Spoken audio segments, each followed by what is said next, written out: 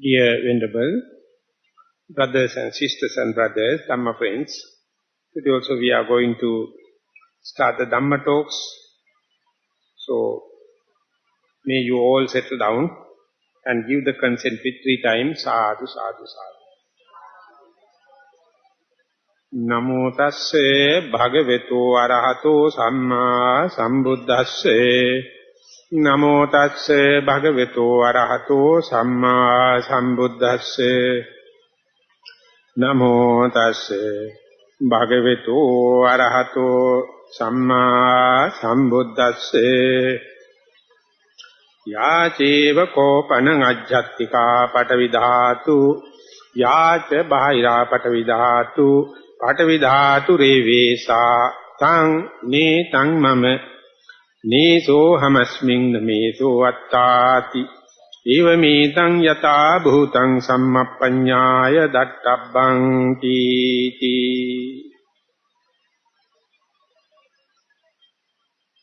Venerable sisters and brothers, Dhamma friends, is the third talk in our series. All the series we have based upon the particular discourse known as Dhathu Vibhanga Sutta. That is about the expression on the elements, and whereby the Buddha tried to define a person in terms of common characteristics, one aspect of it, or materialistic aspect of it, that each and everyone made out of 6 elements. And first statement is, Chad Dhaturo Yampuriso. A person means merely 6 elements.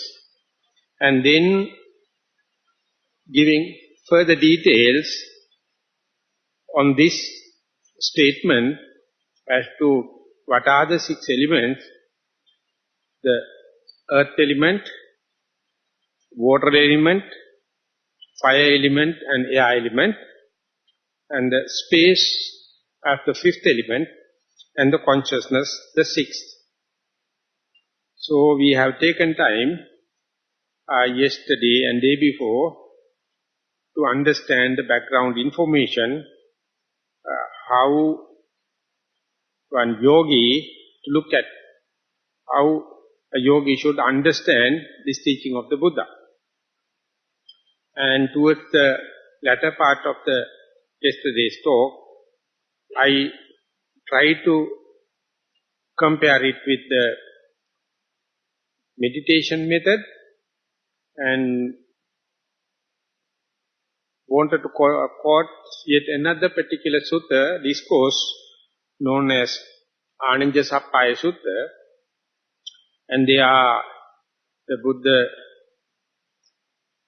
explained when and where someone is going to take this, specifically the insight meditation, how is the evolution take place as to this materiality.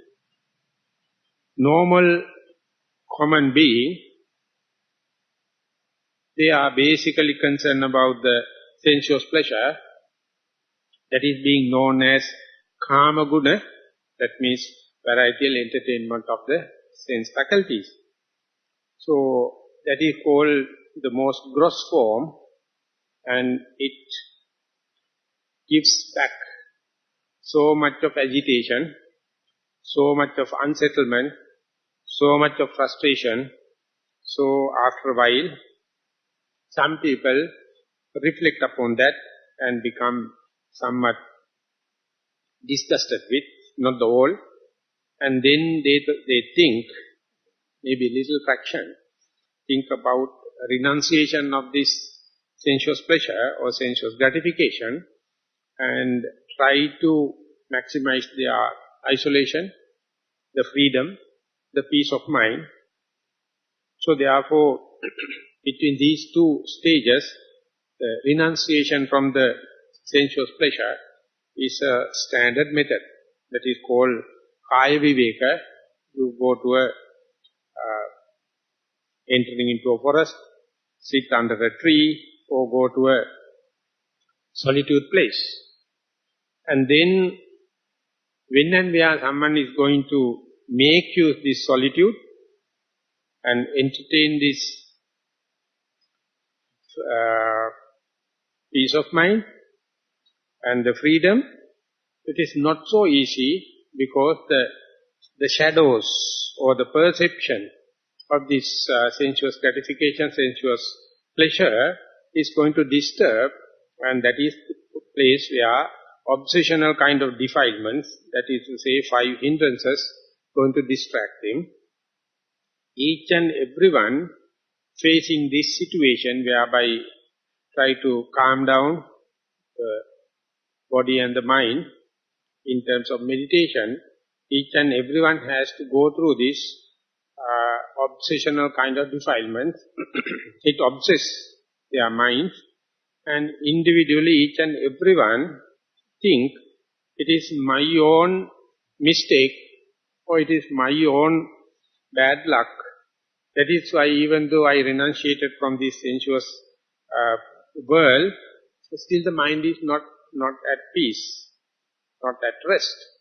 So therefore they struggle some or the other in order to get rid of these sensuous perceptions, kama sanya, and they think as far as they are renunciated from this gross, dear and near ones and the properties and the fame and everything, this kama sanya will be very easy to get rid of, but anyone going to face it, they find it is more subtler, it is more complicated, unless otherwise you have the appropriate strategy, appropriate technology, you can't get it off.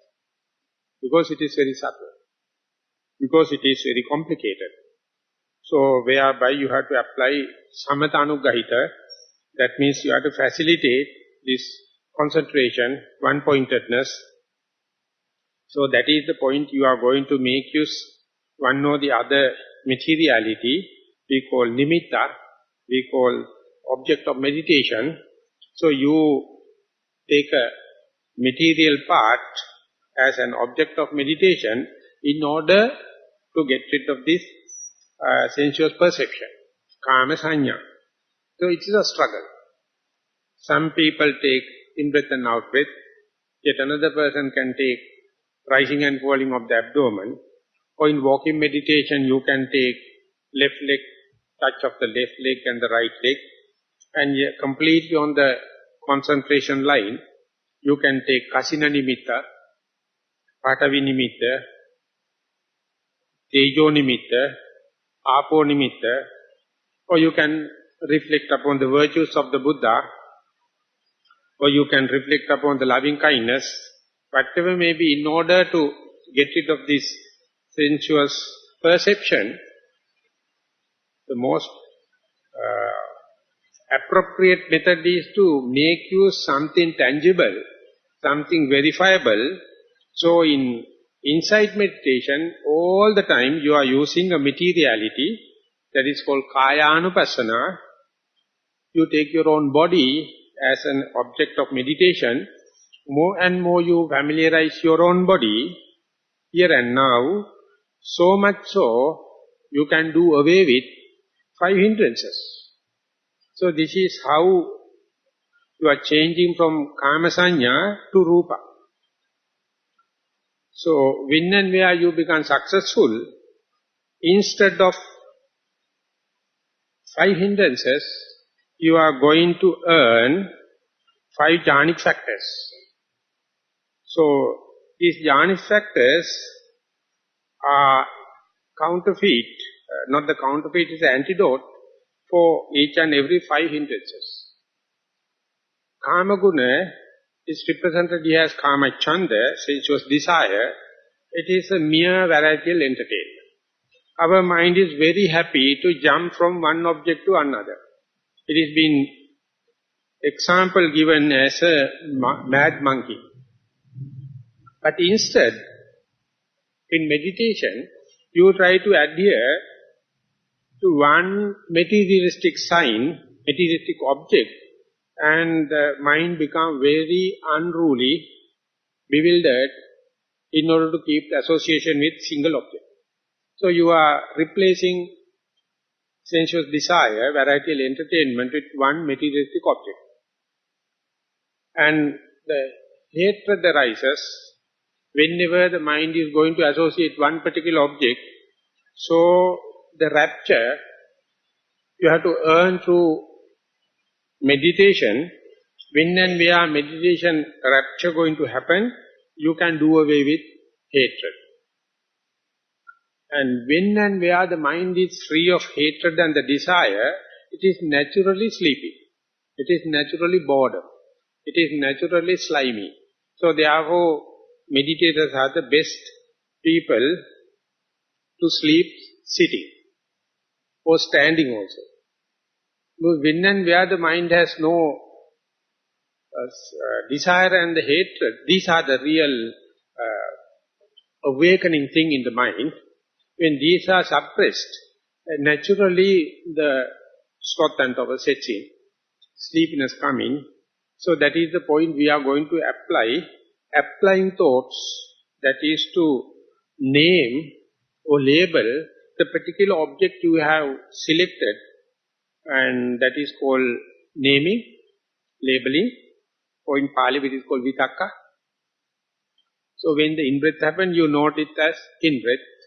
When the out-breath happens, you note it as out-breath. That is how you keep the mind awakened. Not allowing it to sleep. Not allowing the sliminess to set in. So you have to use strategically when and where mind become, the body become, the breath become calm and quiet.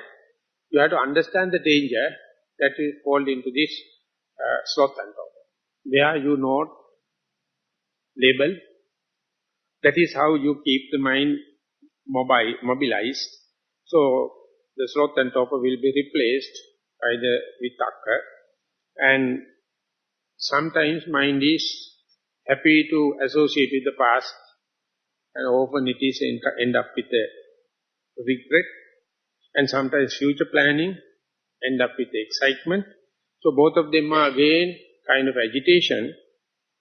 So in order not to have that kind of thing, you have to get the real happiness of being with one single object. So this is a very advanced kind of a trained mind. So whenever the happiness happens, the mind is not running past and the future. It be little contented with the present moment. And so it is happening very, very slowly. At the beginning you understand the present moment, and later you understand the continuation of the same phenomena. That means here now I am, or mindfulness, or the present moment, or the diligence. And when this happens, the mental factor called doubt, it is without any due cause, due reason, it can entertain doubts. Whether am I progressing or regressing? Whether I am going toward the samatha or whether I am going to the vipassana. Or is all these distractions and the hindrances, is it due to my lack of morality, or is it due to something mistaken or wrong techniques I am using? So these are the things yogi tend to entertain. And when and where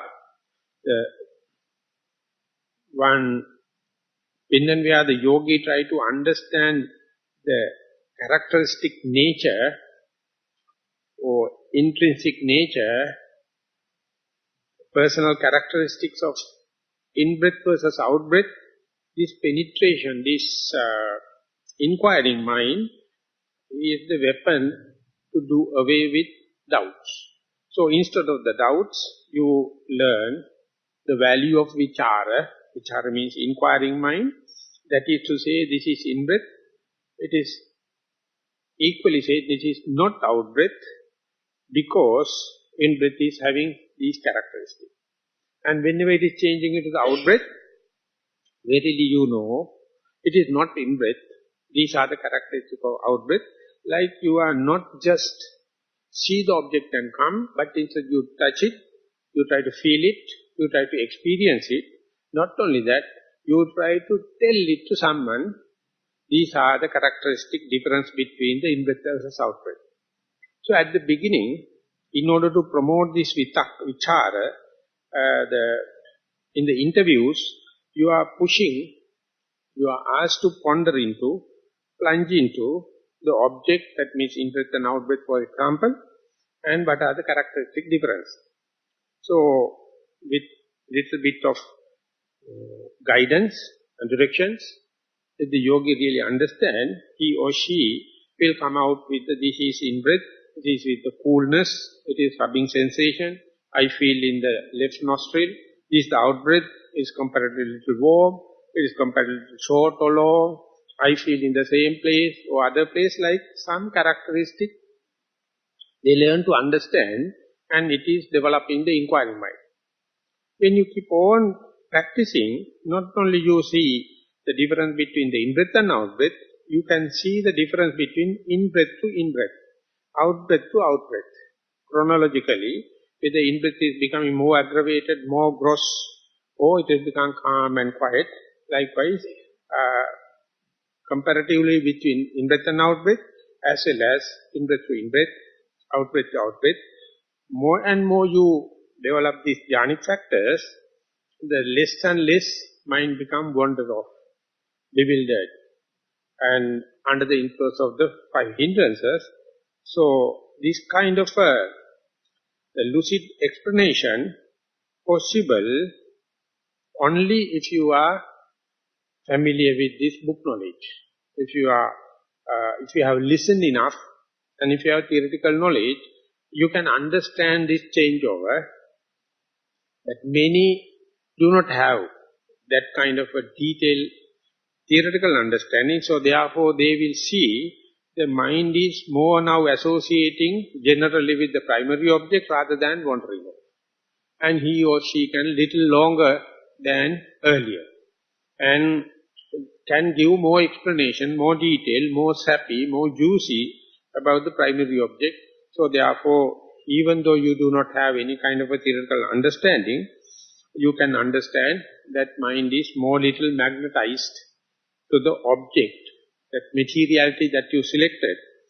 In this case, we have taken the breath as an example. So when it happens, the Buddha explained, your perception, which was associating so far with the sensuous perception, now changing into the more subtle one, vitakka vichara, pita sukha ekaggata, sukuma satya sanyi. It's very subtle, and it is associating more with this applying thoughts, inquiring thoughts, rapture, happiness, and one-pointedness. When that happens, the function,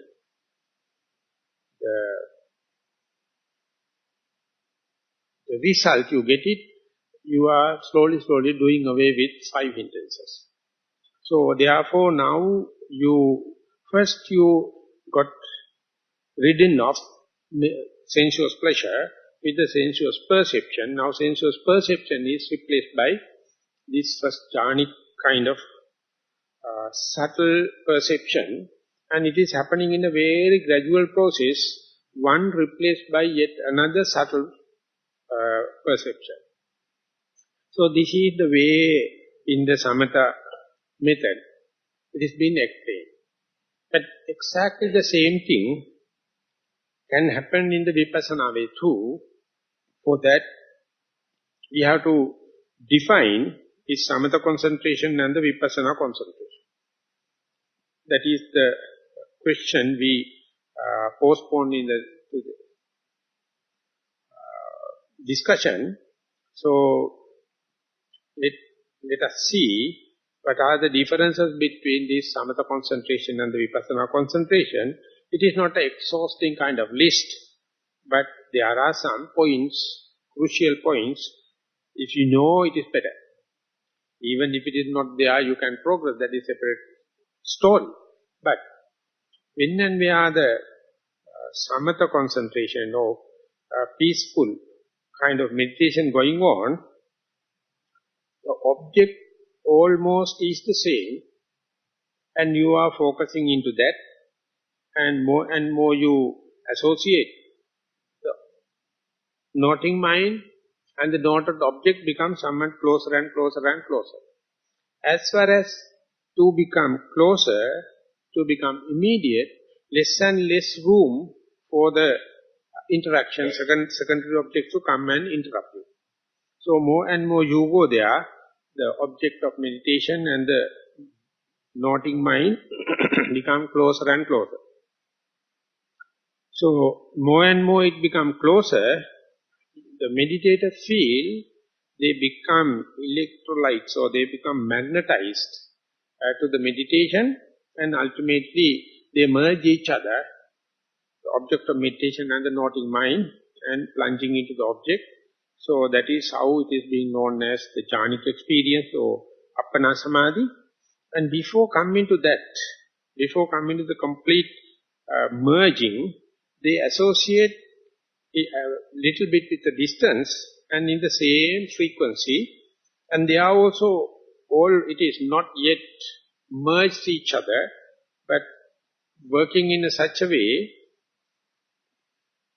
5 hindrances are not much thrown away, they are just at the doorstep, but they are not coming into the house, and inside you find this characteristic of easy noting of the object, and easily you can understand this is in-breath and this is out-breath, and you can explain individual characteristic, intrinsic characteristics. And therefore you know now inquiry mind is working by itself. So when these two happens, the rapture and the pleasure going to come, because now mind appear little tamed, and you are working within the sphere of the meditation object.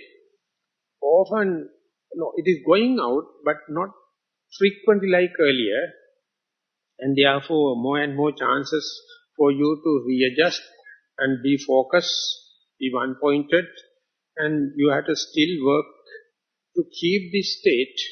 This is called access concentration. And when that access concentration happens, there's a one advantage, because that is, if I am to say, for appana samadhi or jhanic experience, the object must be equal. But for the access concentration, the object can be changed, but the mindfulness is continuous. So mindfulness is very playing acrobats, very radical. Object is changing, even then, whatever the object arises, it plunge into and get the information as much as possible. It's so quick, so it is called momentary concentration. It is like target, not like target shooting, it is shooting to a jumping animal. Concentration meditation is target shooting, target is fixed. To keep on shooting, one day you can hit the bullseye. But if you are trying to shoot a jumping animal, very difficult to do it in the assured way. So therefore it is very sporty. And so for the Vipassana meditation, that kind of a radical way, you have a kind of a tendency to that kind of a radical thing. That is why if you are doing in Anapanasati, if you know merely about the breathing, that you know it is not wandering, it is not daydreaming, fantasizing, breathing, but no much of information. So that is enough for samatha meditation, continuously you with the breath. But in the Vipassana meditation, you know where the breath is touching. And therefore you know, when the in-breath touching happens, is it exactly the same point with out-breath, or out-breath touch is different. That very knowledge is not disturbing your mindfulness. It is a knowledge. You know, in the in-breath, I feel coldness, rubbing sensation, short, long, left nostril, right nostril, top of the lip, and all the kind of thing you can verily understand. And when the out-breath happens, it may be either left nostril or in the same place. Instead of the coolness, the warmness can happen, or rubbing sensation may be different. Even though it is fast changing, you can extract information, and you can make sure mindfulness is not changing. For example, take in the walking meditation, you are focusing the attention on the left leg, right leg, left leg, right leg. The touching point is changing fast from the left to the right without any kind of a similarity in the touching point. Even then, once your mind becomes agile, once the mind becomes mobilized, you can see, you can easily understand the right leg touch, starting from the heel and spreading towards the toes, and sometimes it's going to the inner line of your foot, sometimes the outer line of the foot, and then as the right leg is lifting, the weight is shifting to the left leg, and it is taken with the heel, and slowly shifting to the toes. While it is moving, the right leg again try to take the establishment and the weight. These things are changing, and you can be aware of all the changes and discreetly understand this is right leg, this is left leg. You can note it if the mind is wandering, or you can do away with noting and you can understand very crystal clear this is happening. So this kind of concentration called momentary concentration, because the object, the place, everything changing, but still the continuum, the continuation of the mindfulness is continuing, is intact. So this is hardly a yogi can believe it. They think the object must be fixed and mindfulness also must be undisturbed and continuous. That is the conventionally, yes, true. But there is a kind of a very sporty, very radical kind of a mindfulness. While the objects are changing, still you can keep the balance. So this called, while the object is fixed, it is called samatha meditation, samatha concentration. While the object is changing and still you believe your continuum of the continuation of the mindfulness, that's the momentary concentration.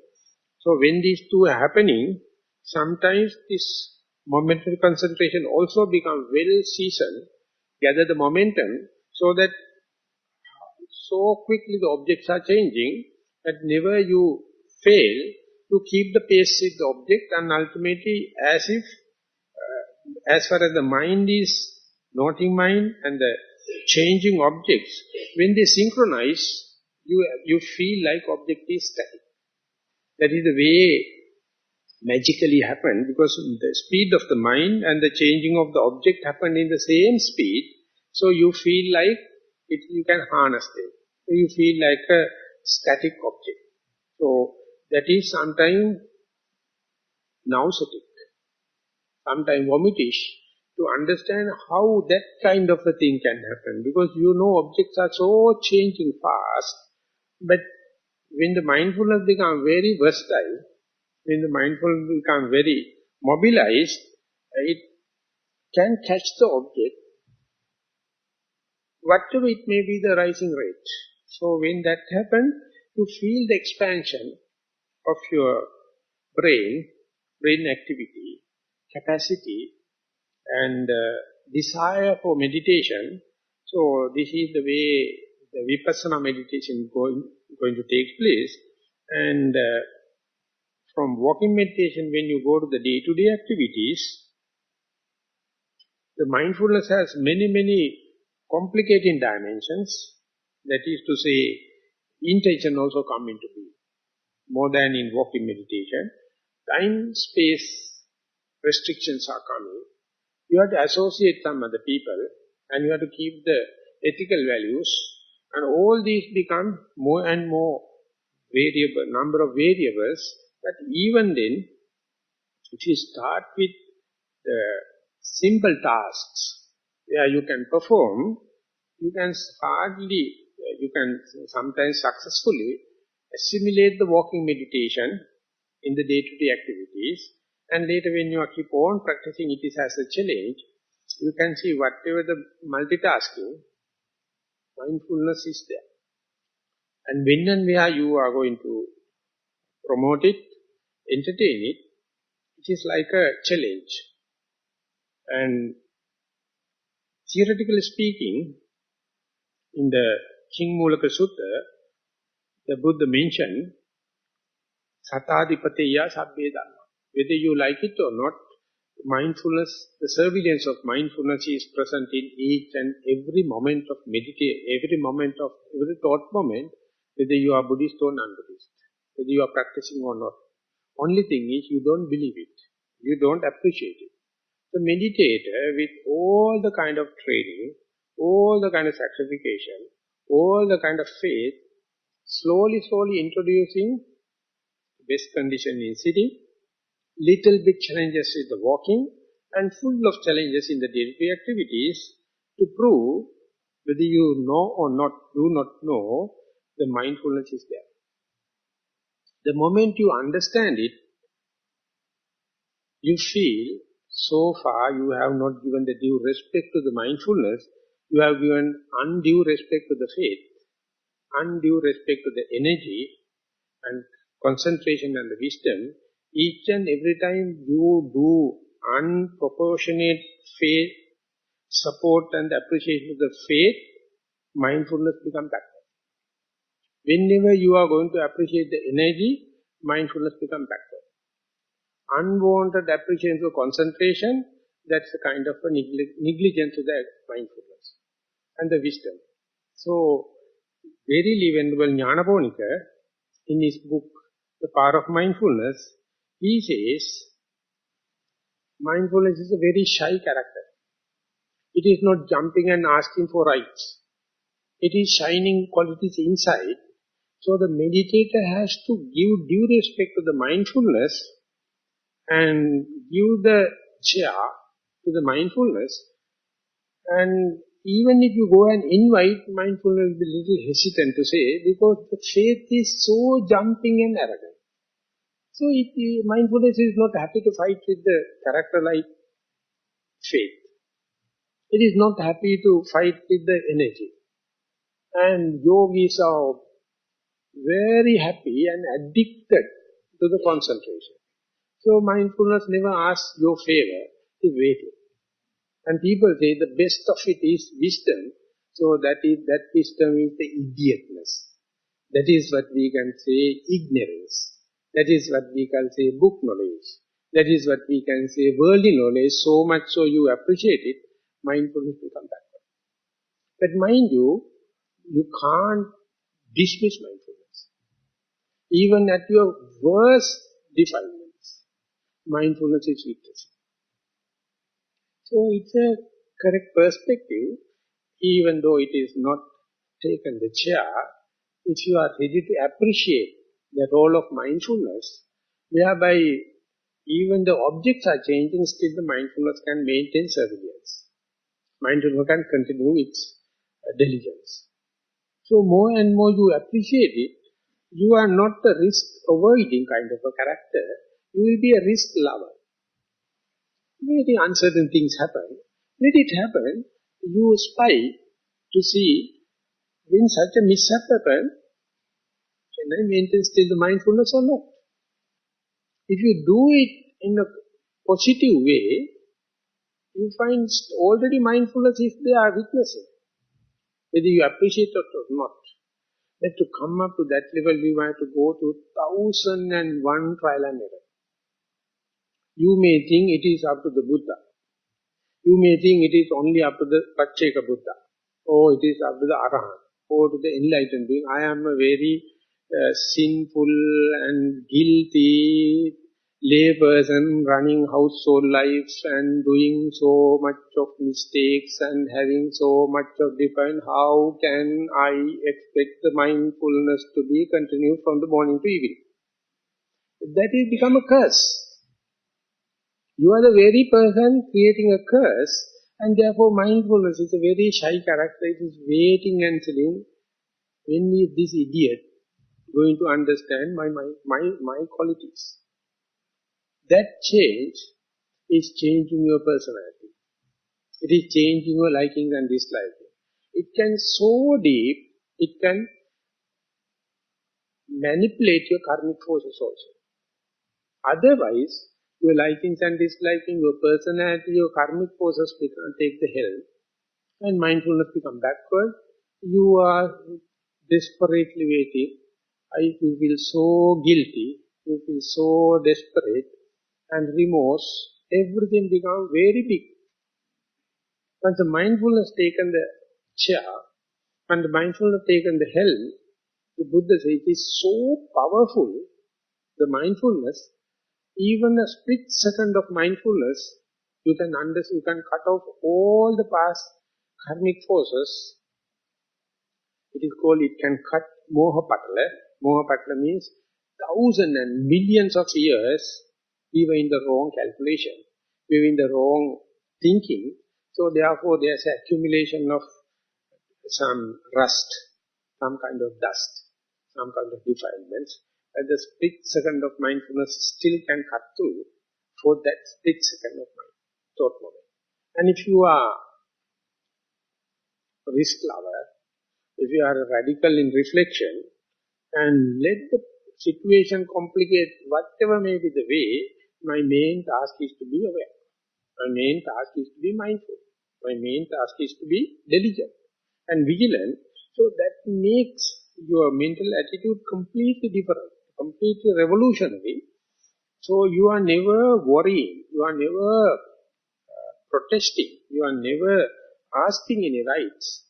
But let the phenomena take place completely in the natural way and you observe. So in the religious way, in the scriptural way, we can say you let the breath to happen from very subtle beginning to the middle, passing the middle to the very subtle end of the breath without any influence. And once the in-breath finishes, ceases to exist, you just wait and see what is the next. It is not anxiety. It is not perplexion. You just observe, and then there's a gap, again, very subtle start of the out-breath, and it is rushing through your nostrils and ceases to exist. The day you see the beginning, the middle and the end of the breath, that indicates that very little task you have selected as your primary object, now under control. And before the start of the in-breath, nothing. And from the nothingness, this rubbing sensation, the coolness, everything starts, and then ultimately go to the perceivable level. And while you are beyond the perceivable level, you have the sign, you can tell others, you can communicate with others. And then passing the peak, again it ceases to exist. And one day you will understand, even though you can't perceive, the out-breath is still happening. You can't touch it, you can't feel it, you can't perceive it. So that is happening, so-called the subconscious. That is to say, you can see only the tip of the iceberg. But if theoretically you know, tip is representing only 1/10 of the ice volume, and 90% is under the water, and due to this upward movement only the tip is existing above the ground, above the water level, and submarine area is bigger. So if you carefully observe, the level, the water and the ice is touching, surface of the water, meniscus. And then onward you can explain the detail about the shape of the pinnacle, size of the pinnacle, everything. But underneath huge ice cube is pushing upward, you don't know. You can't perceive it because it is changing over, going from the submarine to the air. So this is the mystical point that you are training through the mindfulness. You see the beginning of the in-breath. You try to see the beginning of the in-breath. For that, you have to be prepared. Before the breath happens, as it's, if I am to say, and you focus your attention and wait how this not the place there is no air transaction, the air transaction starts. And you can see there is a phenomena and it after a certain maturity only you can perceive it. Before that perception level, there's a mystic area, but if you are applying again and again and again, day by day you can increase your sensitivity, you can increase your efficiency, you can increase the area under the mindfulness slowly, and when it is happening, again when it is disappearing, you observe it. And this is, we are talking about the materiality, and when you keep on practicing, one day you will develop kind of a disinterest. You will develop kind of a sloth and hope. You will develop kind of a desire. And they also are exactly the same. The desire has its own beginning, its own middle, its own end. And the hatred has its own beginning, the middle and the end. As far as the beginning, the middle and the end is concerned, whether it's matter or whether it's non-material, exactly the same. So you learn this story, each and every phenomena, it has the beginning, the middle and the end. Untrained mind only see the middle, but the secret is at the very subtle beginning, at the very subtle end. But the Buddha ethically, he says, our mind naturally do not like to see the end, because it is the death. We are very happy to see the birth. So therefore, he knows baby's desire. So ask the baby just to see the beginning, don't worry about the death. So whenever we try to see the in-breath and out-breath, continuously face to face it, the second phase in the materiality, Buddha says, okay, if you are ready to, if your mind is trained to see each and every in-breath and out-breath without missing, now it is time for you to see the beginning. That means be prepared, be vigilant, be diligent before the transaction takes place up there. And then whenever you try to see the beginning, it is completely mystic. It is completely religious. It is completely very profound. And you can't explain it. It is go beyond the words and the language. So more and more interested, then Buddha says, you can't now do away with the looking at the end. This is how you start with the middle, and then you train yourself to see the beginning. Whenever you see the middle and the beginning, mind is ready to understand dependent origination. This is the profoundest in the teaching of the Buddha. So it is just the breath. First you familiarize the breath, acquaintance with the breath, season the breath, so that breath will be face to face it, and that means you see the middle. And now the guidance is to see the beginning and the end, the result you get is, with the same token, one day you will see the end also. Then the beginning, the middle and the end you can see, and ultimately the same thing you can apply the in-breath application to the out-breath, exactly the same, if I am to take the example of rising and falling of the abdomen, and in the walking, left leg, right leg, and in day-to-day activities, going forward, coming backward, looking sideward, looking forward, bending your arm, stretching your arm, all the kind of thing, they are series of activities, but they are compilation of small activities. Each and every activity has this kind of the story of beginning, the middle and the end. So when and where you advance and about to see the beginning, the middle and the end, you may find the content of the activity will be disinterested. If you are not looking at the beginning, the middle and the end, the content of the activity makes you happy and motivated and interested and kind of thing. But instead, if you are going to see the beginning, the middle and the end, activity by itself becomes boring, monotonous, disinterested. So therefore, there you may find under such circumstances, again the mind is full of wandering thoughts.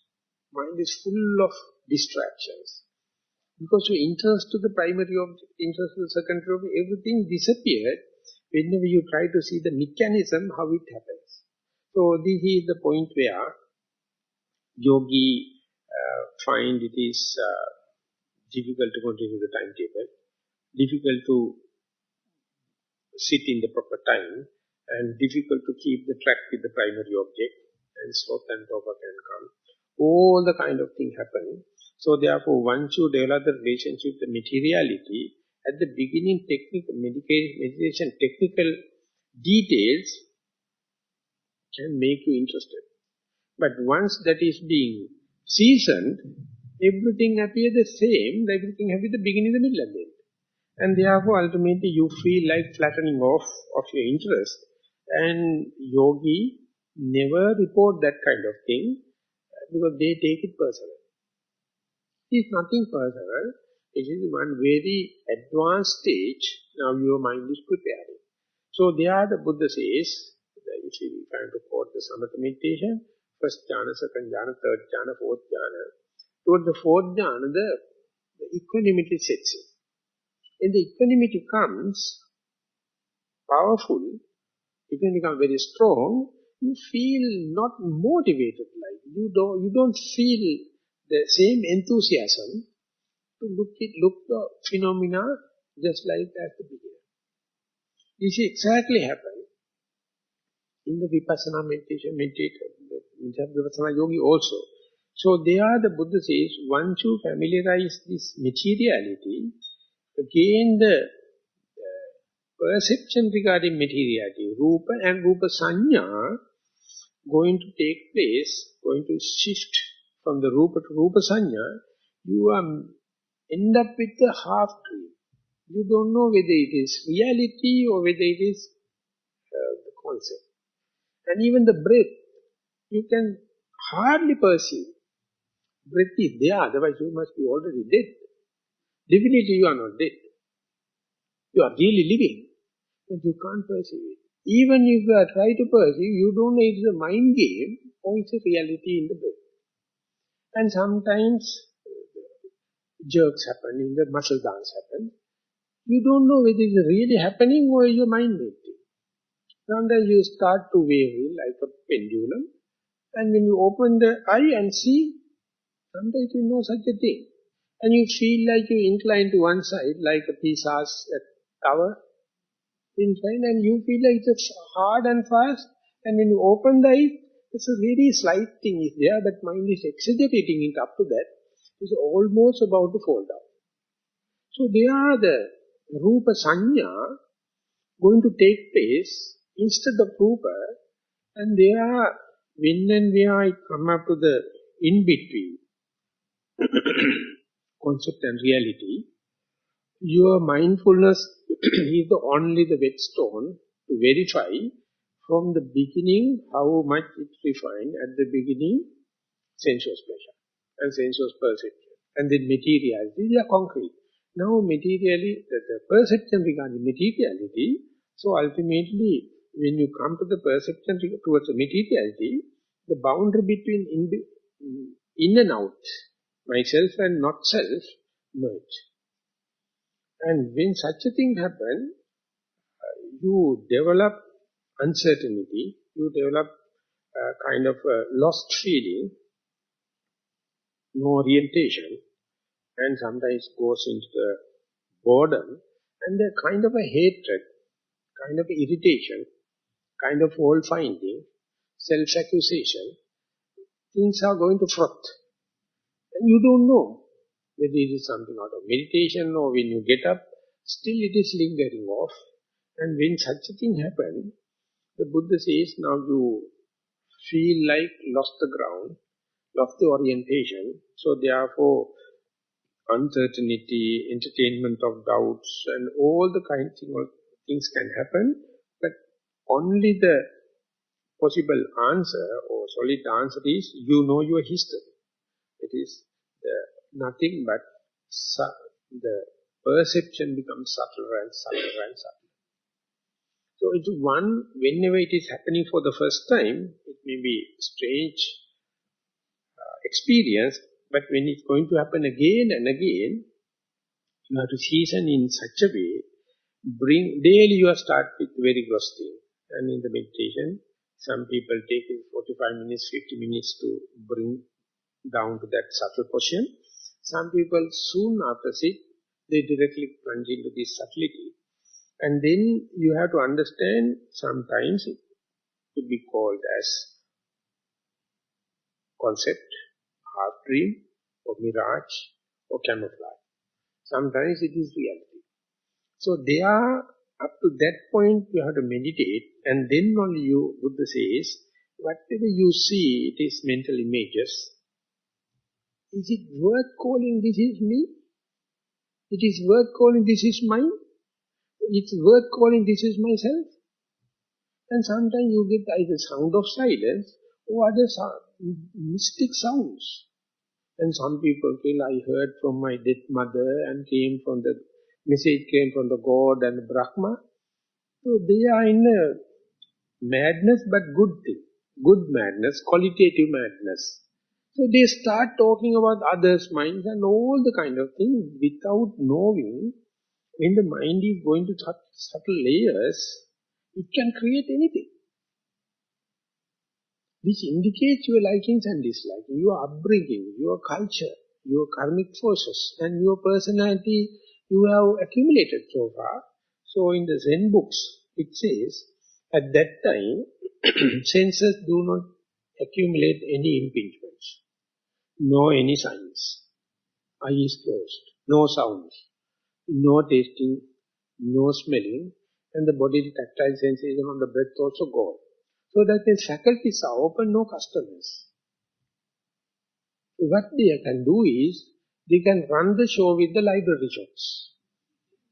What else? So that means you are projecting outwardly. That projection really indicates who am I. It is mystical. It is ghostly. It is very subtle. So, if you are not well instructed, you try to anchor your consciousness on these very vague things. And you are trying to make storytelling, fabrications out of this, and you worried about why I am looking, why this blue color comes to me, why the purple color comes to me, why this smell coming to me, why this sound is coming, and you start to make worrying. But instead the Buddha says, reduce up to that level and start the mantra, Netam mama neso amasi nameso atta. This is not me, this is not mine, this is not myself. Up to that point you have to meditate. Boil down up to that weakened point, and at that weak level you disclaim whatever you hear, whatever you see, whatever you smell, whatever you taste, whatever you experience. And when and where you start with this disclaimer, it is rather you start with something not materialistic. Or sometimes with the mentality. Sometimes emotional, sometimes mind projections. So this, once you get confirmed, all these things are just passing clouds. They have no proper shapes. They can't stick into the sky. They are just passing. So let them happen. You just disclaim it. Don't make stories. Don't fabricate. Don't make as a raw material to build up something.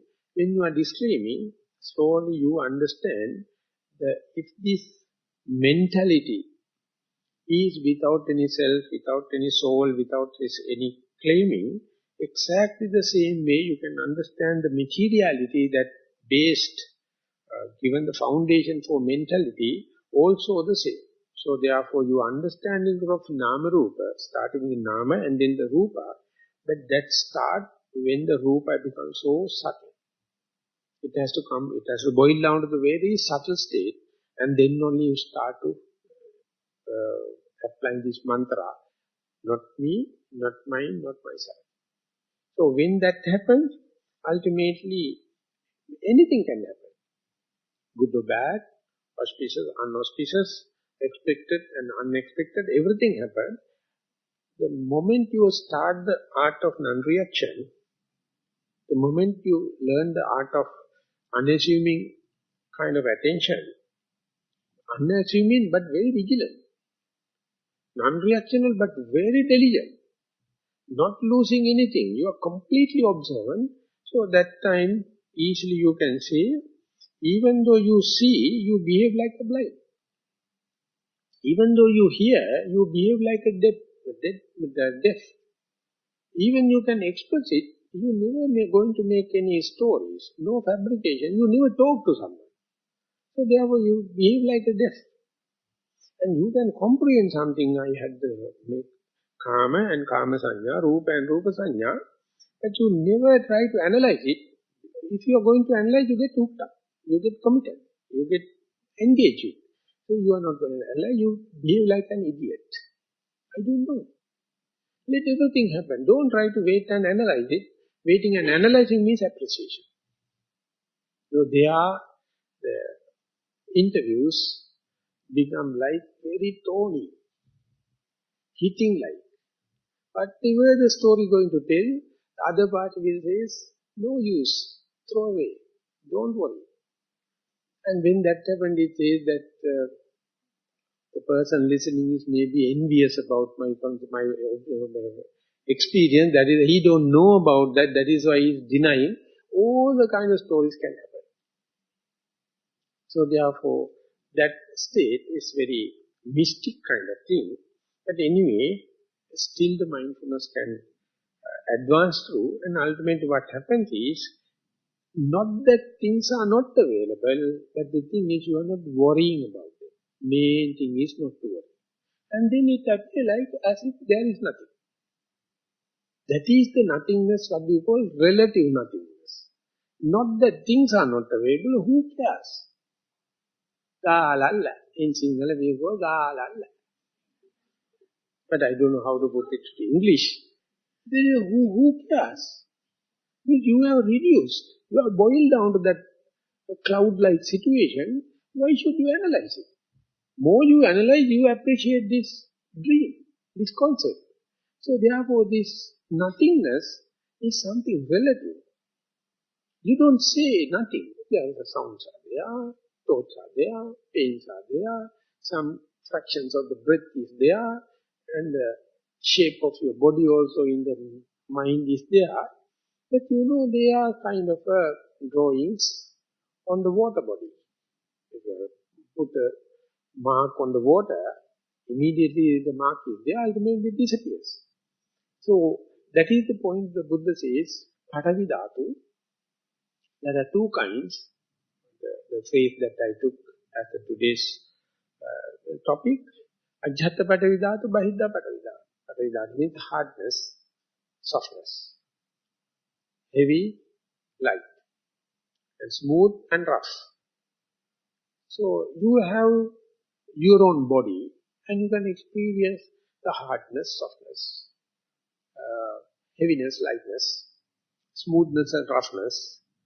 And when you come up to the boiled down situation, you feel the object in front of you, it also carries the hardness, softness, smoothness, roughness, heaviness, lightness. And the Buddha says, this is that one. And what you call this is me, this is mine, I am living, and not no difference.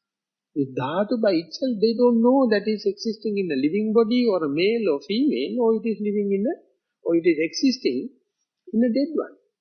So very thing you give values, you give labels, and you give likings and dislikings, so much so, whatever the amount you are going to give the values, these are the only thing creating suffering.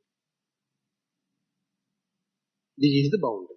Whatever you are going to deal with, whatever you are going to analyze it, whatever you are going to label with, assume with, recognize it, react it, that is the only sphere creating suffering. That is something, what is creating suffering is appointed and defined by you, not the second person.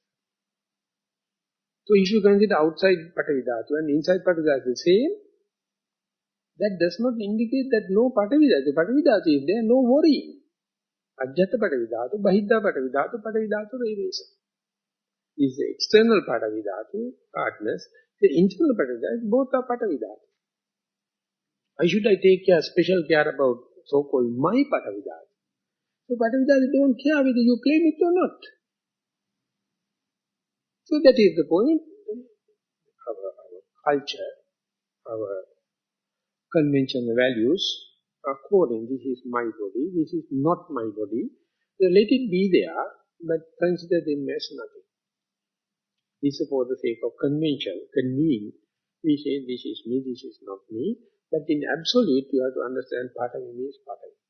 So whenever you try to see Patavi Dhatu, in this sense, that means this is not me, this is not mine, this is not myself. It's external thing, maybe my most lovable gadget. But that is also Patavi Dhatu. My body, Patavi Dhatu, is not me, not mine, not myself. This is the way the Buddha says, see things as they are. Whenever such a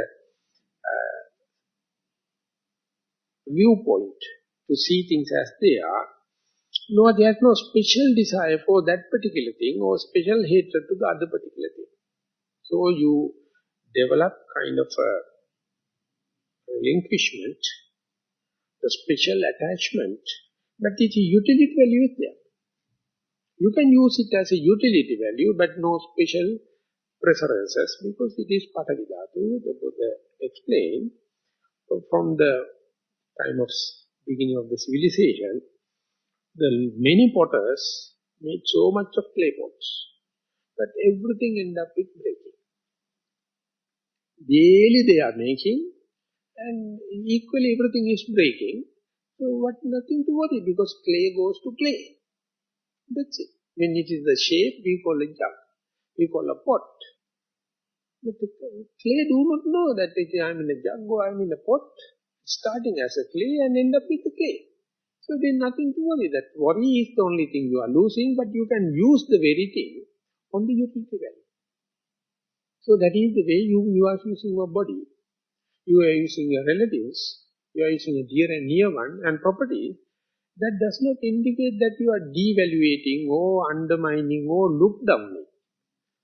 You ask them to prove its own capacity, its own utility value, verily appreciating it, no additional aesthetic value, no any added value.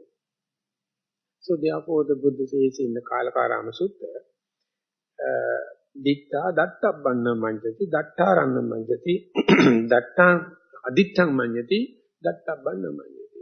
Whatever you see, don't think there's some other additional thing I have to see. That's all you have to see, that's all. What you see is this, what you see. And don't think it is something not to see. No, that is also not there. There's no special way of looking at it, that is it. Don't think the Buddha is looking at it in a different way. Exactly the same, the Buddha never recognized it. He never assumed this as me or mine, but he knows the utility value.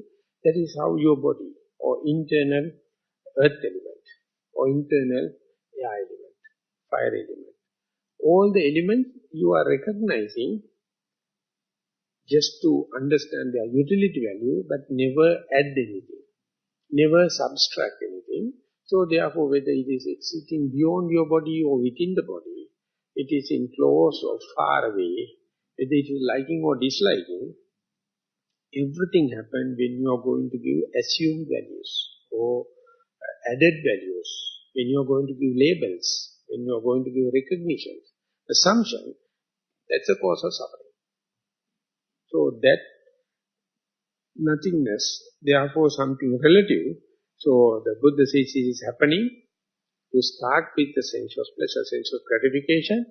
Ultimately you are dreaming about their perception, and once that is gone, you have to hold on a reference point known as materiality. And when you observe the materiality, it is slowly dwindling. Let it happen, and it end up with the perception of materiality, and that time you can see how everything is mind-made. Mano Vibhanga dhamma, mano siddha manomaya, manasache pasannena, bhasati va karoti va, tatonang dukkhamang veti chakanga vato pada. So the Buddha very clearly at the beginning of the Dhammapada says, everything is mind-made. Mano and the mind is the forerunner. And Mano Vibhanga, Mano siddha, mind is the important thing and the decisive factor, mind made. So don't apply that to the sense pleasure. That has specific aesthetic value. So if you are going to apply that in the normal day with the normal people, you don't know how to use the technique. You apply it when everything reduces the rupa sanya. So therefore daily you have to meditate. In the early few minutes, you are boiling down to the bare minimum. At that level only you are applying. It is not me, it is not my life, myself, my soul. So therefore, this technique has an appropriate time value to apply it, and then ultimately deductive knowledge will come back, working backward to the other aspects, the gross aspects. They also appear in the same fate. They also have some value, that nothing to get attracted into, but you can make use it in the utility value. That's the way you have to use even this very Dhamma. Don't try to give additional value for the Buddha, Dhamma, Sangha. They have utility value. When the utility is finished, even the Dhamma has to get rid of. Dhamma is shedding off. So therefore Buddha says, Dhammo pivo viparepaha tappa bhageva Dhammo. Now this so-called Dhamma you have to do away with. What about the Adhamma? What about the kilesas or defilements? So even the Dhamma you have to give up. So therefore consider them in the utility value. So this is applicable to the Patavi Dhathu, Apo Dhathu, Tejo Dhathu, Vayo Dhathu. So when we are treating this, the positive side of the materiality, when you go to the, after the fourth jhana, when you go to the Akasananchayatan, that space is limitless, easily you can understand the space, there's nothing to fight. There's nothing to claim. And it is more applicable than the materiality. And when you come back to the vijnana, that creating the positive and negative, good and the bad, and all the kind of thing, all applicable to Vibhanga Madhamma, Manosetta Manomaya, mind as the forerunner, then you are going more and more towards the detached utility value rather than aesthetic values and other kind of thing. More and more you go for this utility value, less and less tension, less and less frustration, and you find that we can associate with any matter or any person without the preconceived ideas, so we can be a human being rather than a sectarianism and selection, this and that. That is the way you have to understand this capacity, this potential is available for each and every being. Buddha appreciate this potential than your achievement. Even though whether you achieved or not, this potential is the most precious thing. So Buddha says, getting a human life, this potential you have done with your past good deeds. So therefore after you get it, you will never get the perfect one. So therefore don't worry about these minus things, little things to use it to sectarianism, use it to fundamentalism, separate people, and ultimately that's going to give so much of tension and the fear, uncertainty, frustration, neurosis, and that is the one going to accumulate. So you are doing away with it in the little small scale, ultimately the deductive knowledge, the inferential knowledge doing the rest for you. It calculates it and say, if this is so, that is also the case. So therefore, most important thing is not the deep layers of the meditation. At the beginning, see material as material. Training yourself to see things as they are, when the materials are in the gross form. See it, and that very training definitely leading you to very subtle layers, very subtle episodes. It is none of your business. That's already in the package. So you have to start and give the momentum. Once the momentum given, kama sanya, rupa and rupa sanya, this is the work it's going to disentangle the entanglement. So everyone get entangled in the different multifaceted ways, but disentanglement has kind of a universal formula. That is how the Buddha can come out with the four foundation of mindfulness and common object for meditation, and because disentanglement has some common characteristics. So this whole sutta is going to remind you, even though you are discreet and discriminate about the individuals, your attention must be to see the common characters of the human. More and more you understand the peace, the brotherhood, everything going to come. And you feel like yet another human being. You say that when you see a sand bed, one grain of sand, never boasting up, telling I am different than the fellow sand grain. Appaka valuka ganga ananta nibbhuta jida. So your best is to just be yet another grain of sand. That is what you become around. So I hope today's talk will help increase your enthusiasm towards understanding and see things as they are. With that remark, I would like to thank you for listening. Thank you very much.